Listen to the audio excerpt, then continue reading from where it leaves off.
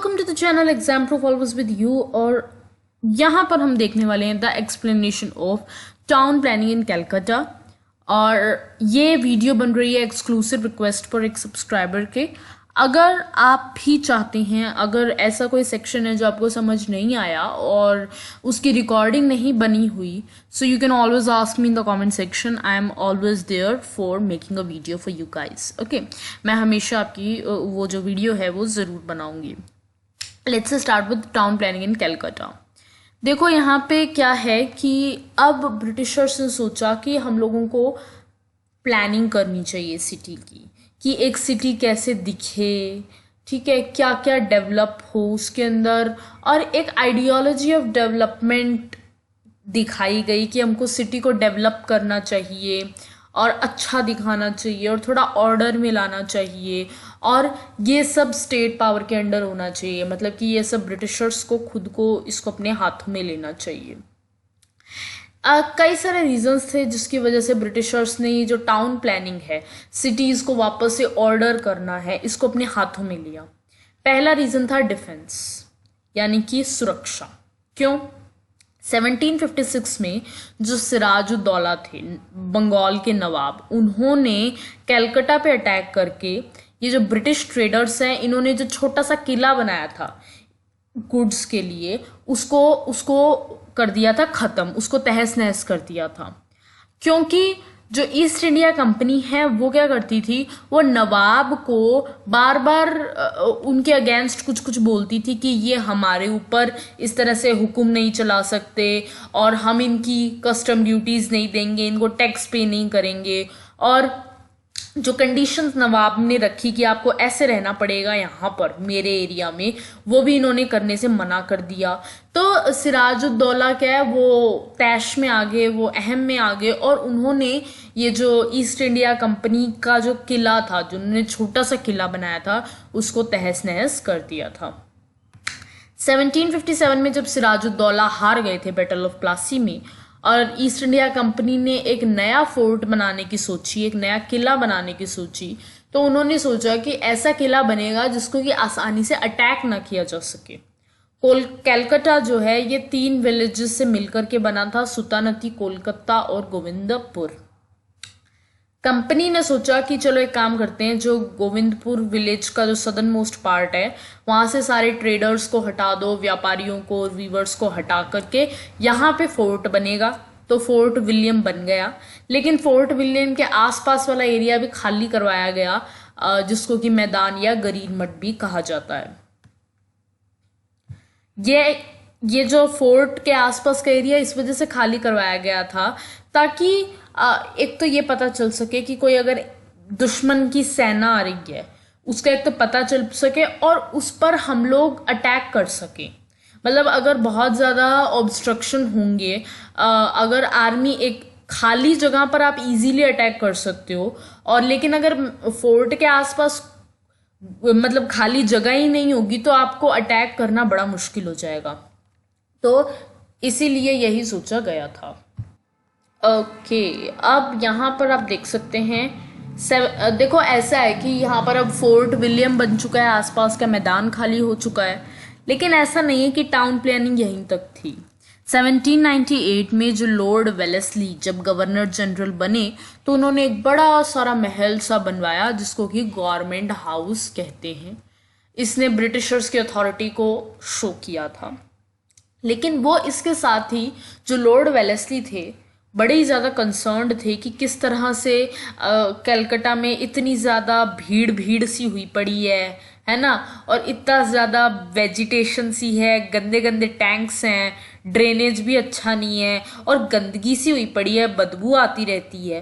तो उन्हें ऐसा लगता था ब्रिटिशर्स को कि ये जो पॉइजनस गैसेस आती है ना, जो गैस निकलती है कोई ठहरे हुए पानी से या मार्श लैंड्स से, या ये जो गंदगी हो रही है, इससे जो गैसेस निकलती हैं, यही बहुत बड़ा कारण है बीमारियों का।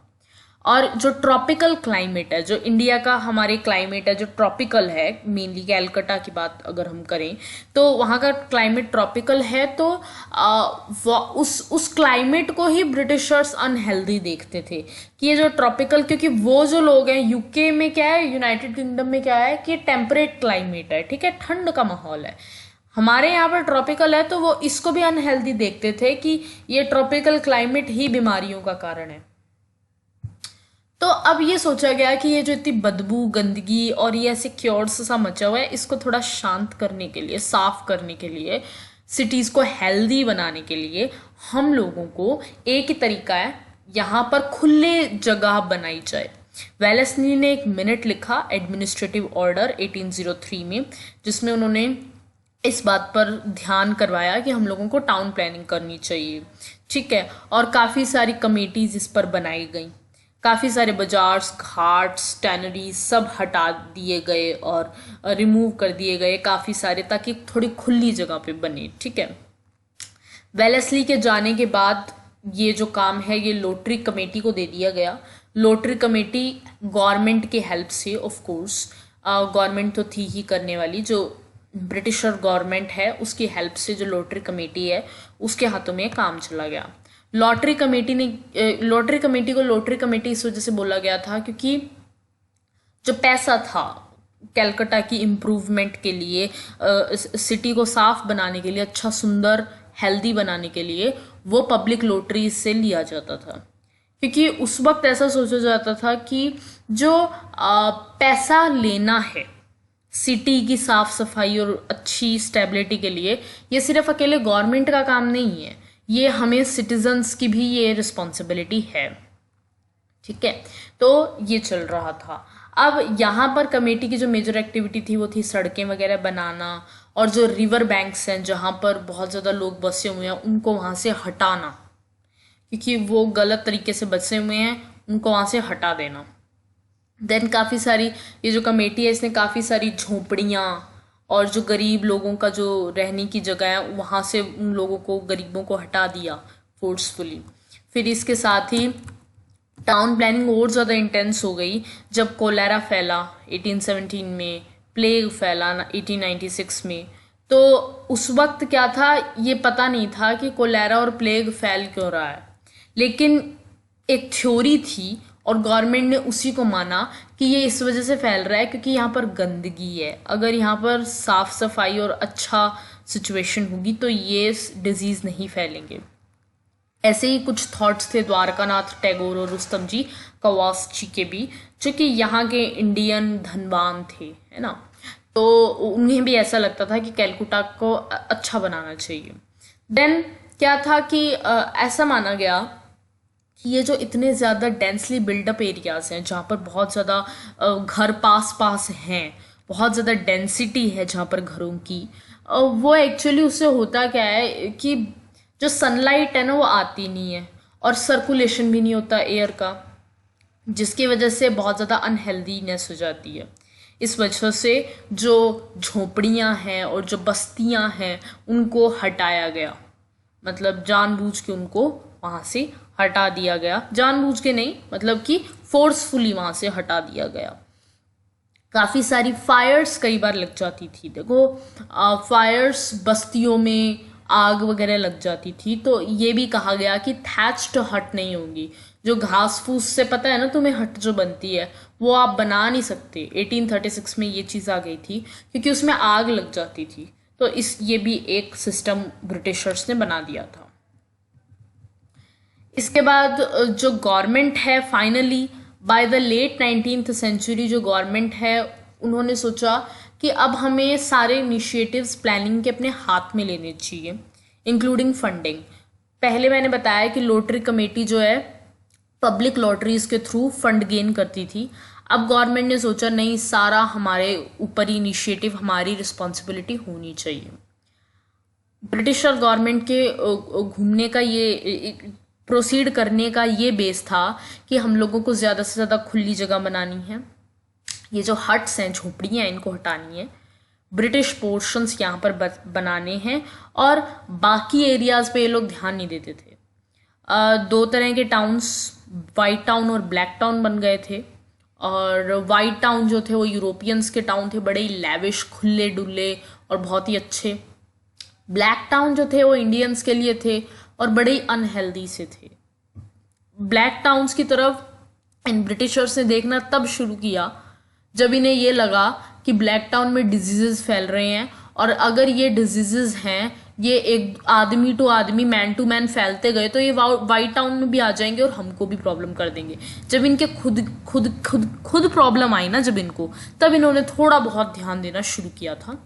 और ये मैं आपको पहले किसी चैप्टर में बता भी चुकी हूँ आई guess. So yeah it was in the new urban milieu, मैंने ऑलरेडी एक्सप्लेन कर दिया है।